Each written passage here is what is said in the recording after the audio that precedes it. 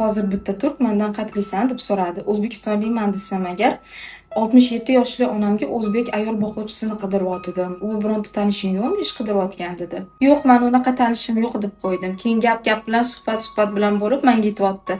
Sizlarni ayollaringiz zo'r deyapti. Yoshi 80 ga, 90 ga qarab borsa ham, men biror marta eshitmaganman boquvchi qidirganini. O'zini o'zi eplab yuradi-ya dedi. Hatto 50 yoshga kirgan ayollaring bizning davlatimizga kelib, boshqa ayollarga boquvchilik qilib qarashadi, ishlashganini ham ko'rganman dedi. Men esa boshimni ko'tarib, kerilib, bizning o'zbek ayollarimiz shunaqa mehnatkash, baquvvat bo'lishadi deb maqtab qo'ydim. Lekin ich-ichimdan meni xafa qilgan bitta asazdan o'tib ketdi. Bizning mentalitetimizda nimaga boquvchi olishmaydi? Chunki shunchaki o'g'lini uylantirib qo'yadi. Boquvchi olsanglar, unga har oy pul berishinglar kerak.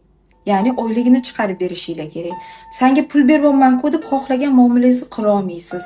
Baqira olmaysiz, so'ka olmaysiz, minnat qila olmaysiz. Aks holda sen ishingni olasan deb chiqib ketadi. Vazifasida bo'lmagan ishni buyura olmaysiz. Shuning uchun eng budjetli variant kelin.